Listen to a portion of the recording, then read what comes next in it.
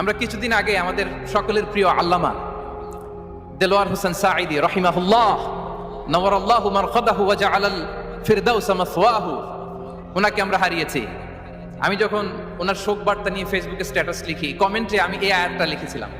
আমি খুঁজে পাচ্ছি না যে আমি কি দিয়ে এটার উপমা দিব, কি দিয়ে ওনার বিদায়ের উপমা আমি জানাবো। আমি খুঁজে পাচ্ছিলাম না কোনো আয়াত, তখন এই আয়াতটা লিখে আমি উপমা দিয়েছি। আল্লাহু আকবার।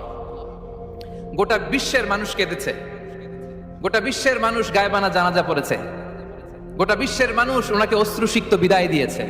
From north to the south, from east to the west, the entire globe, মিন মাশারিকিল আরদি ইলা মাগারিবিহা, অশ্রুসিক্ত বিদায় তিনি পেয়েছেন।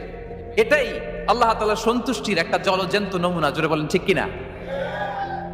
এর চেয়ে জলজ্যান্ত নমুনা আমার জীবদ্দশা আমি দেখিনি। এত মানুষের কান্না, কাবার গিলাপ ধরে কান্না,